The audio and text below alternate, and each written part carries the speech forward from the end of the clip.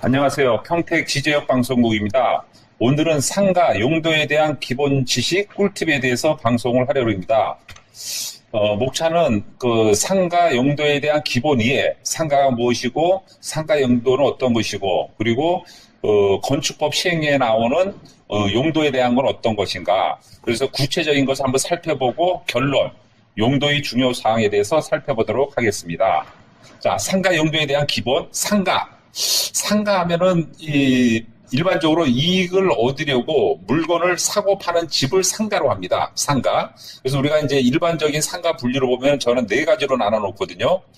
단지 내 상가, 아파트 단지 내에 있는 상가, 이런 것을 단지 내 상가를 하고, 점포주택 상가. 지지역에 보면 1층이 점포고 2층에서 4층이 주택이에요. 그래서 1층 점포, 요걸 이제 상가로 보는 거죠. 그래서 근생 같은 경우는 그 점포주택은 150회배당 주차 한 대를 만들어야 돼요. 그러니까는 45평당 주차 한 대를 만들어야지 허가가 난다. 이걸 살펴보시면 되고, 프라자 상가, 이 전체 상가죠. 예를 들어 뭐 지제역 에듀피아 등 이런 건물은 근생 같은 경우는 135배당 주차 한 대 이렇게 되는 거예요. 왜 주차가 중요하냐면 이 건물을 지을 때 주차 대수에 맞게끔 상가 크기가 정해져요. 그래서 일반적으로 부동산에 관심 있는 분은 주차 대수랑 코어, 거기에 대한 걸 며칠 전에 우리가 평택 지적방송국에서 방송을 했죠. 이게 중요하다. 그리고 이제 기타 상가, 뭐 쇼핑몰이나 백화점이나 기타 이런 걸 상가 이렇게 분류가 돼요. 그래서 일반적으로 장사를 한다. 그러면은 아파트 단지 내에서 장사할 건가, 점포주택에서 장사할 건가, 전체 건물이 있는 프라자에서 상가에서 장사할 건가, 아니면 기타 상가에 할 건가, 그거를 내가 결정을 하고 또 해야 되고, 이제 공인중개사분도 어디다가 이분을 유치를 할 건가, 이거를 선정을 하고 이걸 해야 되는 거예요. 예를 들어 이제 그 고깃집을 한다. 그럼 점포주택 상가는 2, 3, 4층이 주택이니까 잘 안 주거든요, 이거를. 그래서 그런 분들은 프라자 상가를 많이 이걸 좀 얘기를 해야 되는 거고, 뭐 편의점이다 이런 건 아파트 단지 내 상가가 원활하잖아요. 그러면 아파트 단지 내 상가로 해라, 이런 식으로 해서 상가에 대한 기본 개념은 네 가지로 가지고 있는 게 나아요. 그러니까 아파트 단지 내 상가냐, 점포주택 상가냐, 프라자 상가냐, 뭐 백화점 하는 기타 상가냐, 이런 걸 개념을 갖고 이제 상가를 좀 이해하기에 빠르다는 말씀을 드리고, 그 상가도 그냥 하는 게 아니라 다 용도가 있어요. 그래서 건축법 시행령에 보면은 30여 가지를 용도에 나눠져 있어요. 그래서 그 상가에 대해서 한번 살펴보도록 할게요. 자, 상가 용도 구분을 건축법 시행령 그 별표 1에 규정이 나와 있어요, 그게. 그래서 거기에 대해서 보면은 중요한 사항을 한번 제가 말씀을 해드릴게요. 이제 판매시설. 판매시설은 뭐, 예를 들어 뭐 슈퍼다, 편의점이다, 뭐 이런 그 다이소다, 이런 것을 하려면은 건축물의 용도가 판매시설에야지 가능을 해요. 판매시설. 그러니까 그래서 판매시설은 이런 거 다 보고, 이거 조금 거는 이제 근생에도 가능을 해요. 근생의 판매시설이 있고 판매시설에 판매시설이 있는 거예요. 그래서 이 용도가 판매시설이다. 이걸 일단은 살펴보시면 될 거고, 그 다음에 이제 중요한 게 이제 제1종 근린생활시설이에요. 이 공인중개사 시험에도 많이 나오는데 제1종 근린생활시설이 어떤 거냐, 이걸 대충 감을 잡아야 되거든요. 그래서 중요한 사항을 내가 이렇게 해드렸는데, 뭐 휴게 음식점의 제과점 이런 거가 1종 근생이고, 병원도 1종 근생이에요. 그러니까 병원이 2종으로 많이 알고 있는데 1종 근생에 병원이 허가가 나는 거예요. 그 다음에 탁구장이나 뭐 복싱이나 뭐 태권도 도장이나 이런 거는 1종 근생에 들어가요. 근데 면적은 500제곱미터 미만, 그러니까 150평까지는 1종 근생에서 인허가가 나간다 보시면 되고, 여기서 우리가 핵심적인 게 공인중개사 사무실이 1종 근생에 들어가요. 근데 여기서 우리가 좀 헷갈리는 게 30제곱미터 미만인 것만 1종이 되는 거예요. 그러니까는 9평이 넘으면은 1종 근생에 허가가 안 나요, 사실. 그러면 뭘로 하냐면 업무 시설이 허가 나는 거예요. 그래서 우리가 사무실을 얻거나 누가 이렇게 하더라도 요 1종 근생에 해당되고 면적에 해당되고 이걸 파악을 해야 된다는 것이 중요한 포인트입니다. 자, 그 다음에 제2종 근린생활시설. 자, 제2종 근생이 있어요. 그래서, 뭐, 제2종 근생이 아닌 것은 이러한 문제도 많이 나오는데, 시험에, 우리가 2종 근생을 우리가 좀 알아야 될 거는 일반 은식정이 2종이다. 그리고 학원이 2종이다. 그 다음에 뭐 단란주점, 뭐 노래 연습장, 안마시술소 이게 2종이에요. 그래서 땅을 보면은 안마시술소랑 노래 연습 허가가 안 나는 곳이 많아요. 그리고 이제 일반 음식점은 이제 술을 팔 수 있는 거죠. 그다음에 단란주점도 허가가 나고 150 미만만 나는 거예요. 그러니까 45평까지 단란주점은 일반 음식점으로 해서 단란주점으로 해서 제2종 건색에 허가가 나는 거예요. 그 대신 여기서 주의할 거는 초등학교에서 200m 이내는 또 허가가 안 나요. 그래서 우리가 내가 창업을 하든지 아니면 창업에 대한 안내를 할 때는 인허가 관계를 잘 체킹해야 되는데 인허가가 잘못돼서 실패 보는 경우가 많아요. 왜냐하면 인테리어를 다 하고 인허가 신청을 하는데 인허가가 안 돼요. 그러면 인테리어가 다 없어져 버리거든요. 그래서 중요한 포인트는 잘 파악, 학교와의 거리, 그 다음에 인허가가 되냐 안 되냐 이 파악이 중요하다는 말씀을 드리고 음식점은 2종, 학원도 2종, 그 다음에 체력 단련장도 2종, 술집 단란점도 2종 이렇게 보시면 돼요. 요거는 이제 주차 대수가 135배당 한 대예요. 그게 나중에 이제 그건 좀 제가 안내를 해드리고 주차 대수는 그 다음에 우리가 해야 될 게 종교 시설이에요. 종교 시설. 종교 시설은 이제 교회죠. 교회도 이 종교 시설에 허가가 나는 거고 또 일부는 제2종 문세까지는 또 허가가 나요. 이게 면적 제한이 좀 있어요. 그래서 종교시설을 보면 되고 그다음에 의료시설이라고 있어요.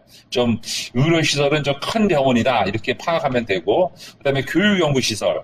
교육연구시설은 아까 얘기한 대로 이 뭐랄까 500해배 150평까지는 이 2종 건생에 허가 나고 그 넘었을 때는 교육연구시설로 허가를 내야 돼요. 그래서 우리가 지제역 노산 영신지구 보면은 학원이 근생용지에 대한 거는 150평 위에는 허가가 안 나요, 이게. 그래서 그런 게 많아요. 그래서 크게 건물을 줬을 때는 학원으로는 이 150평까지만 허가가 나고 나머지는 허가가 안 돼요. 왜냐하면 근생은 교육연구시설이 허가가 안 나거든요. 준주거용지는 마음껏 허가가 나는 거예요. 그래서 이 땅이 준주거용지는 학원을 마음껏 할 수 있는데 근생부지는 150평까지밖에 학원 허가가 안 되는 거예요. 그래서 그 부분을 좀 참조하셔야 된다 말씀을 드리고 그다음에 운동시설. 이게 운동시설은 이제 예를 들어 뭐 태권도장이다, 뭐 축구장이다, 좀 면적이 큰 거는 운동시설로 허가를 내야 되는 거예요. 운동시설은 인허가 좀 까다로운 게 몇 개 있어요. 그 나중에 이제 추가적인 사항을 좀 설명을 드리고 그 다음에 이제 중요한 업무시설이 업무시설. 아까 업무시설이 30평방미터까지는 뭐라고 얘기했죠? 일종 근생으로 들어가고 그 이상은 업무시설에 대해요. 그래서 업무시설은 이제 공공 업무가 있고 일반 업무가 있고 일반 업무는 금융업소, 사무소, 공인중개사 사무실이 1종 건생, 2종 건생에 해당되지 않은 거. 아까 우리가 면적 얘기했죠. 30회배. 30회배 넘었을 때 9평까지는 이제 근생이 되지만 이거는 업무시설에서 허가가 안 나는 거예요. 그래서 이제 그걸 살펴보시면 되고 그 다음에 이제 위락시설. 이 위락시설이 좀, 어려워요. 왜냐면 재산세도, 취득세도 중과가 되고, 재산세도 중과가 되고, 그 대신 이제, 위락시설은 이제 아가씨를 두는 그런 술집들이죠. 그래서 인허가 내기 어려워요, 이게. 그래서 인허가 냈을 때 주차 대수도 좀 까다롭고, 좀 주차를 넉넉히 해야 되고, 그 다음에 재산세도 많이 나오고 취득세도 중과가 되는 거예요. 그래서 그런 점을 우리가 좀 살펴봐야 된다. 이거 말씀을 드리고, 그 다음에 이제 숙박시설. 이제 숙박시설도 우리가 이제 생숙이라고 그랬죠. 생활형 숙박시설. 생활형 숙박시설은 이제 그 안에 밥을 해 먹을 수 있는 공간이 있는 것이 숙박시설이고, 그 다음에 관광 숙박시설이나 다중생활시설 이런 게 있다. 이렇게 나눠보시면 되고, 그 다음에 자동차 관련 시설, 뭐, 주차장이나 세차장이나 뭐, 이런 자동차 정비라든지 이런 건 이제 주차장 관련 시설이 돼야 된다. 이렇게 하고, 요즘에 이제 동물 병원이나 이런 게 많이 돼요. 요거는 인허가를 낼 때 동물 및 식물 관련 시설에 허가가 나는 거예요. 그래서 뭐, 일장 근생에 이제 좀 많이 완화가 되지만 요즘에 이런 동물에 대해서 이런 것도 이제 동물 및 식물 관련 시설에야지 인허가 되는 게 있고 그다음에 야영장 시설 요즘에 이제 상가 같은 거 보면 야외에서 공간을 줘서 거기서 바베큐도 할 수 있는 그런 공간에 대해서 많이 나오거든요. 그래서 또 야영장 시설이 있다 보면 되고 자 결론을 말씀드리겠습니다. 상가의 용도의 중요성. 거기 보면은 이 용도 파악을 잘하고 창업을 해야 되는 거야. 내가 인허가 될 건물이 있고 안 되는 건물이 있고 이걸 파악을 잘하고 해야 되는 거지. 그러니까 잘못됐을 때 큰 낭패를 본다. 그래서 주의할 거는 PC방이나 노래 연습장, 단란주점은 인허가에 주의해야 된다. 이런 거는 교육청에 가서 미리 확인해 보면 되고 안 되고 나와요. 그래서 PC방은 이제 인테리어 다 했다가 뭐 허가가 안 나서 큰 뭐 소송에 휘말리는 것도 제가 이제 보기도 했는데 여간 PC방, 노래 연습장, 단란주점은 학교에서 200m인데 그거가 중간 지점이라 외벽 사이드로부터 되는 거. 일반인들이 책장이 어려워요. 그거는 이제 교육청에 가서 파악을 해야 된다 말씀드리고, 학원을 영업한다면은 근린생활시설에 학원이 있고 교육연구시설에 학원이 있다. 그럼 면적 기준으로 한다. 면적이 뭐냐? 150평 미만은 근생이 되지만 교육연구시설이 150평까지밖에 안 된다. 그러면 교육연구시설이 되는 땅은 근생부지는 안 되고 준주거용지나 상업용지는 제한이 없다. 그래서 학원을 큰 규모로 할 분들은 준주거용지를 많이 가야 돼요. 그래서 제가 지제역에서 학원을 하려고 그러면은 준주거용지 그 11자 상가 쪽에 학원 면적 제한이 없기 때문에 그 길로 많이 몰린다. 이런 얘기를 해요. 그래서 그걸 참조하시면 되고, 태권도 학원이나 복싱 학원은 근린생활시설에 하여야 된다. 교육연구시설이 아니라는 얘기죠. 그 다음에 종교시설은 근린생활시설이나 종교시설에 해야 되는 거예요. 그래서 우리 그 R1에서는 그 종교시설이 안 돼요. R1에서는. R2도 마찬가지고요. 근린생활시설 부지나 준주거용지나 상업용지에서만 되는 거예요. 종교시설은.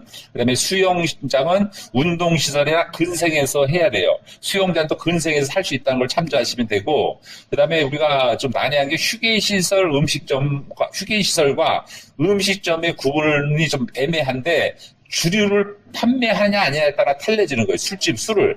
옛날에는 뭐 이게 뭐 가스를 쓰냐 안 쓰냐인데 그 부분보다도 핵심 포인트는 술을 판매하는 거는 일반 음식점이어야 되고, 그 다음에 술을 안 판매하는 건 휴게 음식점이어야 되는 거예요. 그걸 참조하실 때고, 왜 용도가 중요하냐면은 그 주차 대수가 틀려져요. 그러니까 근생부지는 준주거나 상업용기기는 135배 해배당 한 대를 해야 돼요. 그러니까 한 40평당 주차 한 대를 만들어야 되고, 학원은 60평당 한 대를 만들어야 되는 거예요. 그래서 내가 학원을 많이 한다 그러면 좀 건물을 높이 지을 수가 있는 거고, 근생을 했을 때 건물을 낮춰지는 거예요. 그래서 건물을 지을 때는 용도를 잘 파악을 하고 건물 높이가 되는 거고 그런 거예요. 왜냐 우리가 지지역 ADP가 이제 10층으로 지니까 사람들이 왜 다른 데는 5층, 6층인데 거기는 왜 10층으로 짓냐 이런 얘기를 많이 해요. 그거는 그 땅에다가 학원, 교육연구시설을 많이 넣은 거예요, 저희가. 그러면은 좀 높이 질 수가 있는 거예요. 그래서